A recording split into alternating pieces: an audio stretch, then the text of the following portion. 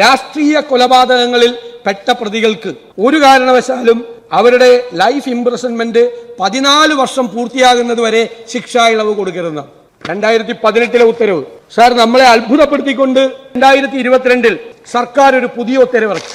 Sir, ആ ഉത്തരവിൽ 2018 ഈ രാഷ്ട്രീയ കൊലപാതകങ്ങൾ നടത്തിയ പ്രതികളെ ശിക്ഷാ ഇളവിൽ നിന്ന് ഒഴിവാക്കണം എന്നതങ്ങ് എടുത്തു മാറ്റി.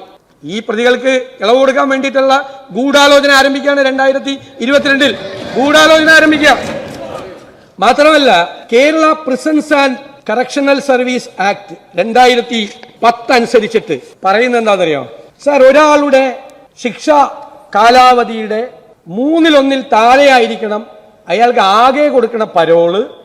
പക്ഷെ ഈ TP ചന്ദ്രശേഖരൻ കൊലക്കേസിലെ പ്രതികൾ മിക്കവാറും സമയത്ത് പുറത്താണ്, പരോളിലാണ്. അവർക്ക് ഇനി ശിക്ഷാ ഇളവ് കൊടുക്കുമ്പോൾ ഈ പ്രിസൺ ആക്ടിലെ ഈ ഒരു പ്രൊവിഷൻ തടസ്സമായി മാറും. അവർക്ക് ഒരിക്കലും ശിക്ഷാ ഇളവ് കൊടുക്കാൻ പറ്റില്ല.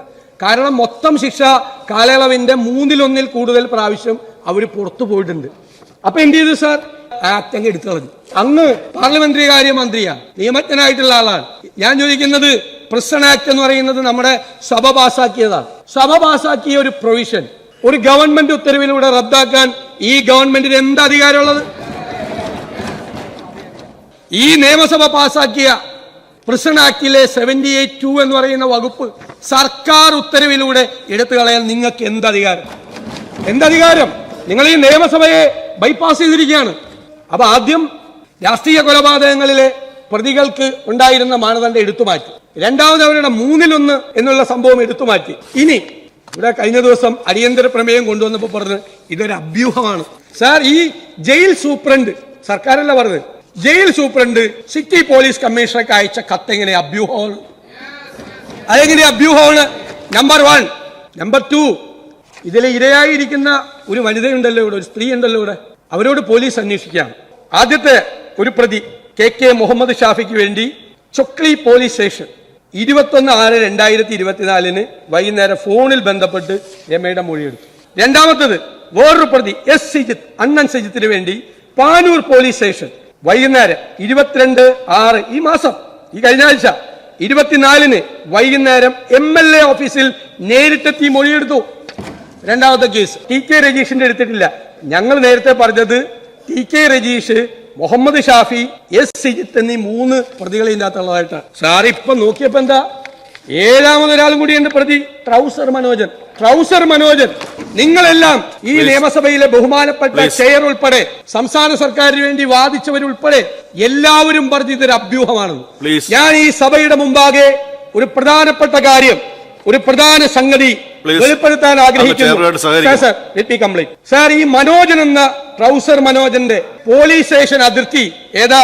Kolavallur police station. സാർ, ഇതെല്ലാം നിങ്ങൾ സ്പീക്കറും നിങ്ങളെല്ലാം പറഞ്ഞു കഴിഞ്ഞിട്ട് ഇന്നലെ വൈകുന്നേരം 7:37 രമയുടെ മൊഴി കൊളവല്ലൂർ പോലീസ് സ്റ്റേഷൻ എടുക്കുക.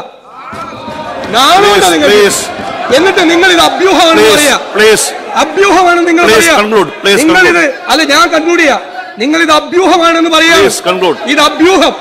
ഇന്നലെ രാത്രി ആ സ്ത്രീയുടെ 4ാമത്തെ പോലീസ് സ്റ്റേഷൻ,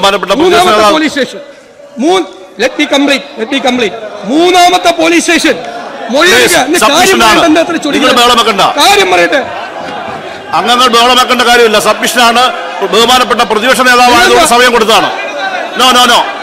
നോ, നിങ്ങൾ ബഹളമാക്കേണ്ട കാര്യമില്ല. ബഹുമാനപ്പെട്ട പ്രതിപക്ഷ നേതാവായതുകൊണ്ട് അദ്ദേഹത്തിന് സമയം അനുവദിച്ചാണ്. നിങ്ങൾ ബഹളം വെച്ച് സമയം കൊടുക്കണ്ട. നിങ്ങൾ ഇവിടെ ഇരിക്കൂ.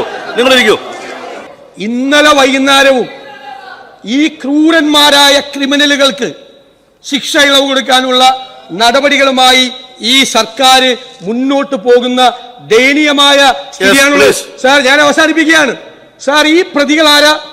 പരോളിൽ ഇറങ്ങി സ്വർണ്ണക്കള്ളക്കടത്ത് കേസ്, മയക്കുമരുന്ന് കേസ്, സ്വർണം പൊട്ടിക്കൽ കേസ്, ഇതിലെ കൊട്ടേഷൻ സംഘങ്ങൾ, നിരവധി തോക്ക്, ഇതിലെല്ലാം പ്രതികളായ ഈ ആളുകളെയാണ് ഈ സർക്കാർ ശിക്ഷാ ഇളവ് കൊടുത്തി പുറത്താക്കാൻ ശ്രമിക്കുന്നത്. അപ്പോ ഞങ്ങൾക്ക് വേണ്ടത് ഗവൺമെന്റിന്റെ അഷ്വറൻസ് ആണ്.